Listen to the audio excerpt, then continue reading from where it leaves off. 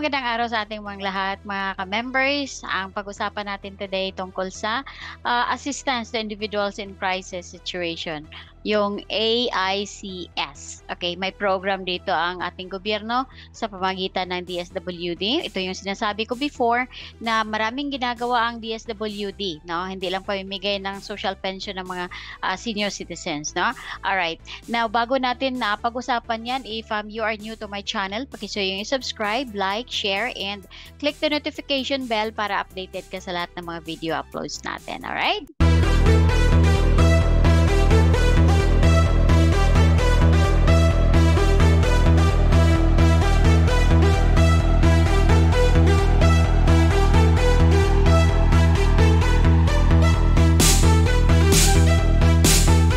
Okay.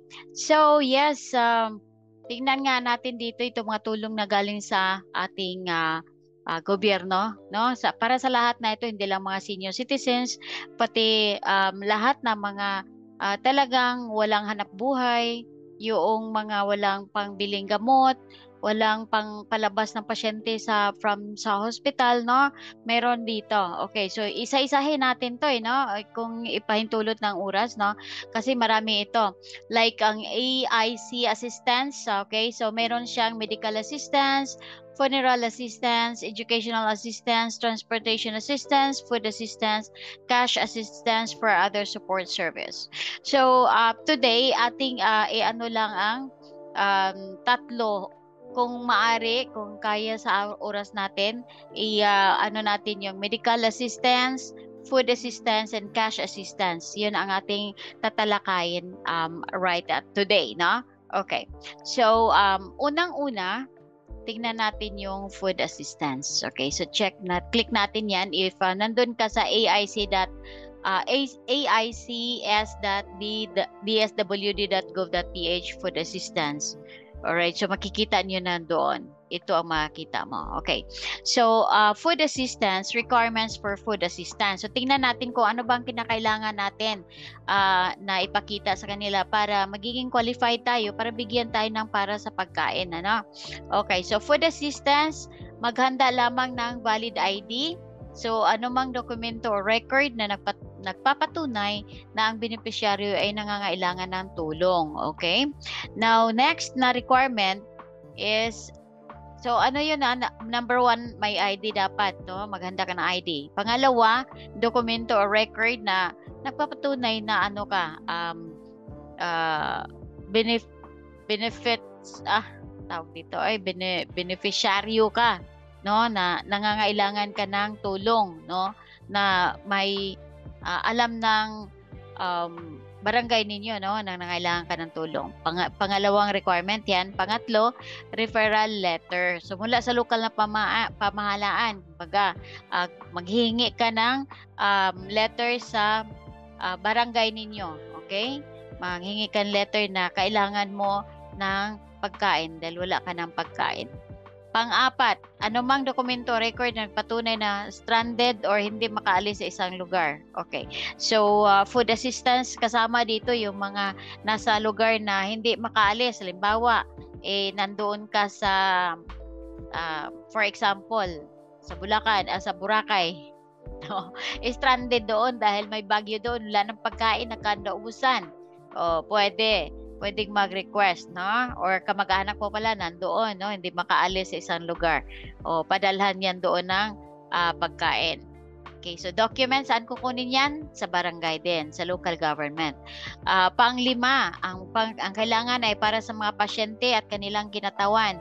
No, halimbawa, pasyente, hindi pa makalabas, pasyente nga di ba, nasa ospital. So, anumang document record na patunay na ang beneficiaryo ay naka-admit sa isang ospital, tulad ng medical abstract or certificate, no? Hingi ka ng certificate sa ospital, sa kanilang, punta ka lang sa information, tapos ituturo kanila, punta ka sa admin, maghihingi ka ng medical abstract ng inyong patient or pasyente. Okay? Alright, so yun po ang mga requirements para sa food assistance. Okay? Now, if you want to review po nito, pwede ka pong mag-go online, https://aics.dswd .gov.ph. Okay? Ilagay ko to sa description ng video na to. Alright? So, pagka hindi mo alam kung saan mo kukunin yan, dito na lang. Check mo doon sa aking, ang tawag dito, description. Nandoon yung link. Click mo na lang yun doon, no? Alright. Now, next, let's go back to cash assistance naman, no? Okay, so dito tayo sa cash assistance. Click mo lang yan pag nandoon ka sa website. Now, dito, cash assistance for other support services, no? Requirements. Ano ba mga requirements? Wow, ang dami naman. Dami namin. Requirements, so cash assistance kasi, no? Okay, number 1, maganda ng ID, valid ID, government ID, may seniors ID mo kaya, or meron kang national ID or SSID, pwede yan, no? Okay, or kaya, ano pa ba yung mga, driver's license ID, no? Driver's license, halimbawa, yung isa sa pamilya mo, nagda-drive ng, before, public vehicle, no? Na Masada, meron yan, pwede. Ngayon, nawala na. Pwede yon. Next one, police report, blatter. Okay. So, pagka, ang tawag dito, nasa critical situation, no? Na-aksidente, pwede yan, no? Hingi ng cash assistance. Next, number 3, Bureau of Fire Protection report or certification para sa mga biktima ng sunog. Okay. So, pag ikaw na biktima ng sunog, pwede ka rin lumapit sa DSWD, humingi ka ng cash assistance, no? Ng pera, humingi ka ng pera doon. Pero bago ka pumunta doon, kailangan dala-dala mo rin yung protection report or certification galing sa inyong fire protection, Bureau of Fire Protection sa lugar ninyo. Okay? Pang-apat na requirement, passport, travel documents, or certification mula sa Overseas Workers Welfare Administration, Philippine Overseas Labor Office, Department of Migrant Workers, or ng barangay. Bakit? Ano to? Passport, hindi naman ako kung ang tawag dito, pag ordinaryo lang naman akong citizen, hindi naman wala naman akong passport, no? So, para saan ba ito? O para sa mga overseas worker, no, na nagkaroon ng problema, no, pwede ka ring humingi ng passport doon, no? So, OWA certification kapag may travel, nagkaroon ka ng problema sa travel, na accident or na stranded, no? So, passport kailangan dyan, or certificate from OWA, okay? Or Philippine Overseas Labor Office, Department of Migrant Workers, o ng barangay. Okay? Pwede ang dyan, tawag dito, pwede yung representative mo dyan, bigyan mo lang ng authorization. Pang-anim na requirement para makakuha ng cash, certification mula sa local social welfare and development office, no? Sa local LSWD, local social welfare and development office, para sa mga biktima ng online sexual exploitation of children or karahasan laban sa kababaihan at kabataan. Meron din pala nito. No, kapag ikaw ay hinaharas, biktima ka ng exploitation, limbawa, boyfriend mo nilagay sa media o sa Facebook, sa social media, ang iyong maselan na picture o photo, no? Pwede ka palang makahingi ng assistance sa inyong local social welfare development, okay? Or abused children, laban sa karahasan, laban sa kababaihan at kabataan na rin. Okay? Next, requirement, referral letter or endorsement or certification mula sa Overseas Workers Welfare Administration or Philippine Overseas Labor Office, Development of Migrants o DMW, no? Workers or ng barangay. Okay, so pag mayroon ka naman parang redundant to kasi nakalagay na rin doon sa Bureau of di ba, passport, no? Ito, referral letter. Okay, so referral letter siya, certification, referral letter or endorsement. Okay, so pag nandoon ka na sa ang tawag dito, pag kumukuha ka na doon sa UWA or sa migrant, kumuha ka na rin ng referral letter doon para isahan na lang lakad, no? Okay. Alright, next one, incident report ng local government unit. Okay. So, pagka halimbawa, mga ano yan, tawag dito, pagka mayroong aksidente, may report naman yan sa local government eh. Kapag ano, sa police, no? Mayroong inano ka, hingi ka ng certificate doon na nagpa-blatter ka sa police. Okay?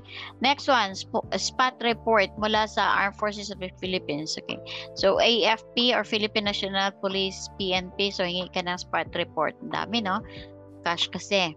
Now, death certificate ng kaanak, halimbawa, di naman natin iniisip yan, ano, pero huwag naman sana mangyari. Pero kapag may kamag-anak na nagkaroon ng problema, accident, nabangga, no? So, or death certificate, namatay, hingi ka ng death certificate, pwede ka rin doon, no? Na humingi ng sa DSWD, support, pera. Okay. Next one, certification mula sa or certification mula sa Local Disaster Risk Reduction and Management Office. LDRRMO. Okay. So, halimbawa ay may ano sa inyong lugar, may baha, o kaya bagyo, o kaya lindol, yan, hingi kang certification, pwede ka makahingi ng cash sa DSWD. Okay? Another one, Disaster Assistance Family Access Card, DAFAC. No, Disaster Assistance Family Access Card. So, pagka ang tawag dito, isa ka sa biktima ng disaster. So, hingi ka sa local government ng Disaster Assistance Family Access Card or DAFAC. Alright? So, pagkatapos, pwede kang pumunta na sa DSWD para makahingi ng assistance. Okay? Pera. Next one, Joint AFP PNP Intelligence Committee Certificate. Naku, ang dami, no? Pero, pag kailangan natin ng pera, pupuntahan natin mga to, no? So, punta sa AFP, PNP Intelligence Committee Certificate, may hingin certificate doon. At saka medico-legal. Alright? Now, tapos na tayo dyan sa kung paano makakuha ng requirements, makakuha ng cash and other assistance. Yun ang mga habang listahan ng requirement. Pero madali lang naman din yan. Lalong-lalo na kailangan natin ng cash assistance. Okay? Alright, so balikan natin ulit yung last one na medical. Okay. So, dito sa medical, click lang yan dyan. At malalaman natin kung ano yung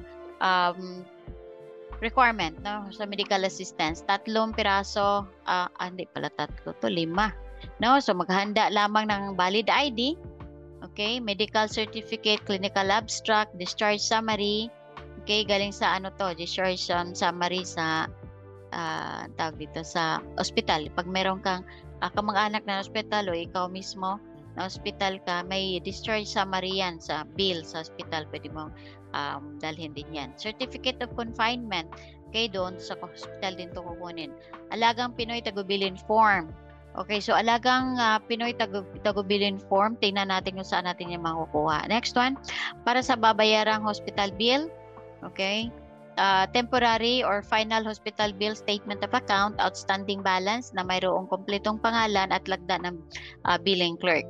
Certificate of balance, promissory note, kung ang pasyente ay nailabas na ng ospital at may balanse pa, kumuha ka lang ng certificate of balance or promissory note doon sa ospital. Yung promissory note, kasi hindi ka naman mailabas kung wala kang promissory note no? Okay. Now, para sa gamot, okay, kailangan yung resita ng doktor o treatment protocol. Okay, so kung ano yung mga ng doktor sa iyo, no? Or kung kailangan mo ng therapy, no, psychology, psychiatrist, no, kailangan ng yan, para galing sa doktor, kailangan mo din certificate na yan. Para sa mga medical procedure operation, kailangan lang dalhin mo laboratory request, laboratory protocol, okay, doctor's order, and official price quotation. Okay, so iano mo lang to, no, at hingiin mo rin to sa o sa hospital din. Okay? Write down pagka hindi mo makuha lahat yan. Laboratory request, laboratory protocol, doctor's order, official price quotation. Okay? So sa sunod para sa therapy at iba pang particular na gamutan, treatment protocol, okay? So may mga protocol yan. Hingiin mo rin yan. Health certification sa PhilHealth, tapos resita ng doktor, doctor's order, quotation, psychiatrist or psychologist or certification. Okay? So yan po ang ating kailangan para makakuha tayo ng medical assistance. Okay? Pwedeng yan, therapy yan, gamot yan, no? Alright, kung ano-ano pang kailangan mo para mapabuti ang iyong kalusugan. Paalala lamang, dapat mayroong nakasaad na petsa date kung kailan ito ibinibigay or binigay. Pati na ang kumpletong pangalan, numero ng lisensya at lagda ng doktor, kinakailangan na ibigay ito sa loob ng 3 buwan. Okay, so meron tong term, no? So kailangan tapusin mo ito, ibibigay mo to before 3 months na matapos ang 3 months. Kung ang halaga ng tulong na maibibigay ay lumampas sa 10,000, ang tulong na ibibigay at guarantee letter at kailangan ng social case study report mula sa City Social Welfare and Development Office or CSWDO o Local Social Welfare Development Office, LSWDO or DSWD Social Welfare Officer or Medical Social Worker sa mga hospital or social worker ng mga non-government organization. Okay. Alright, paalala lang, ang lahat ng financial na tulong mula sa Crisis Intervention Division ng DSWD ay buong matatanggap ng mga beneficiaryo. See, walang sinumang empleyado o hindi empleyado ng ahensya ang otorisado na magkaltas o magpataw ng kaanumang financial na singil mula rito. Okay? Ang DSWD ay hindi tumatanggap ng mga fake, piki na dokumento. Kung ang isang kliyente ay nagpasa ng fake, piki na mga dokumento at ito ay mapatunayan ng DSWD, may kaukulang itong parusa at dadaan ito sa tamang proseso upang mabigyan ng tamang action. Okay? So yun po ang ating makukuhang assistance, okay, through AICS, no? Okay? So AICS assistance. Okay? So, programa po ng gobyerno through DSWD sa mga naghihirap, no? Individuals in crisis. Okay, so yun mga assistance dyan. Hindi natin makubrihan lahat and we will do that next time, no? Na nating upload about AICS assistance. Okay, so di natin na cover up ang funeral assistance, educational assistance, transportation assistance. Okay, so we will do that next time. Okay? Alright, now, if mayroon ka pang hindi na linawan dito, sa ating pinag-usapan today, pakisuyong comment yan sa ating comment section. Alright? Have a wonderful day and stay safe, everyone. Welcome sa Itanong Mo Kay Doc. This is Mentor Ana Ileto, founder of Freedom Global.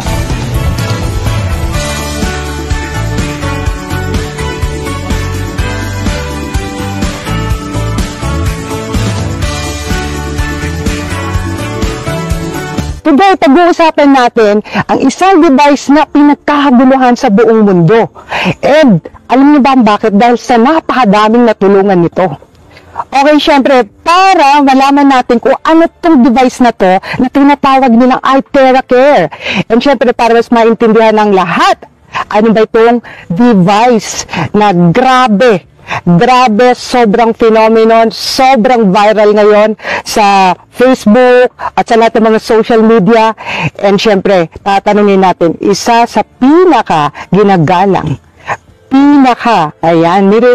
nire-respeto. Yan, isa po siyang OB-GYN, isa siyang perinatology, functional medicine, aesthetic medicine, and ngayon, isa na siyang frequency medicine doctor. Let's welcome Dr. Joey Sinjoco. Maraming salamat, Mentor Ana. At ito ang pag-uusapan natin ngayon ay ang tungkol sa frequency device na tinatawag nating iTeracare. Pinagkakaguluhan to kasi marami talagang natulungan. Ano ba itong iTeracare? Ang iTeracare is isang physiotherapy device na ginagamit lamang ng bawat individual. Actually, ginagamit ito ng mga doktor katulad ko. I'm a practicing functional medicine. So I deal with patients na from chronic diseases to cancer. No? And nakita ko mismo, nung ginamit ko ito sa mga pasyente ko, talagang natulungan sila sa pagpapagaling. Example, arthritis, diabetes, chronic kidney disease, no? Yung iba pati mga autoimmune system, including cancer, no? Natulungan itong device na to. Ano ba ang laman nito? Yung iTeracare system may 3 component. Ang tawag dyan ay terahertz. Ang terahertz is a frequency na napaka-safe because it resonates with our body. Ibig sabihin, hindi nasisira ang normal cell. Ang nasisira ay cancer cells, bacteria, fungus, lahat ng toxins nasisira. Meron din itong quartz. Ang quartz naman ay nag-absorb ng energy para i-direct sa ating katawan.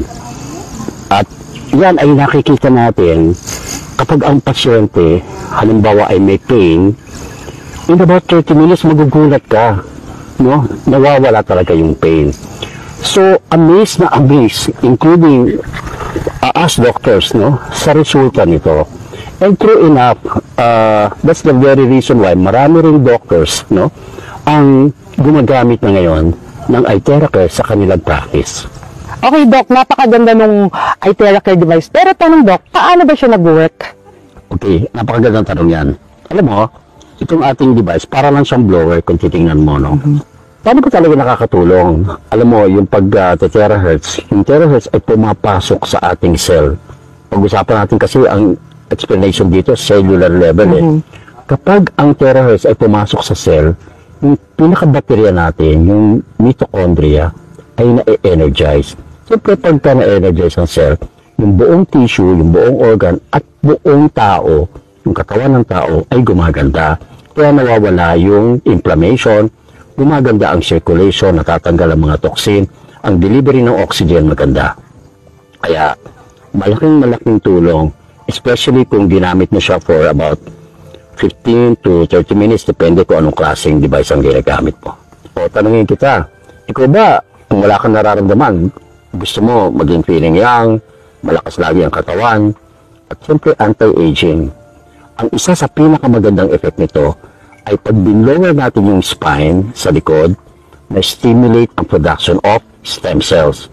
Alam naman natin ang stem cells, nakakabata, nakakalakas ng katawan, repair and replace damaged cells. So, importante kung ito ay ginagamit mo araw-araw, makikita mo yung big change in your aging, biological age, no? And yung system mo, gaganda talaga. Okay, Doc. Ang ganda pala niya, no? Lalo na yung mga gustong bumata. Siyempre, yung stem cell talagang sobrang sumikat yan, no? So, ito, hindi ka na iinom, mag-blower ka lang sa spinal cord. Parang tanong, Doc, meron ba yung mga side effect at pwede bang gamitin yan ng kahit sino? Yes, magandang tanong yan. Kasi pag gamit mo ng iTera, pwede itong gamitin ng mga bata, ng mga sanggol, pwede itong gamitin ng mga senior citizen, lalo-lalo na yung may mga chronic illnesses. No? Tungkol sa side effect, wala pa akong nakita sa mga nabasa kong mga research papers and materials, including my own personal account. So, hopefully, wala tayong makikita ng side effect, even in the near future. Doc, ginagamit ba siya everyday? Yes, pwede siyang gamitin everyday, no? Depende kung anong gamit mo. 15 to 30 minutes or 45 minutes at most. You can also do this 2 times a day, at least 4 hours interval.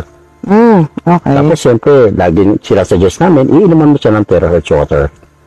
Doc, bakit? Ano ba yung terahertz water? Yung terahertz water, pag binlower mo yung water, ordinary mineral water or tap water, no, na iniinom natin, nagiging maganda yung circulation.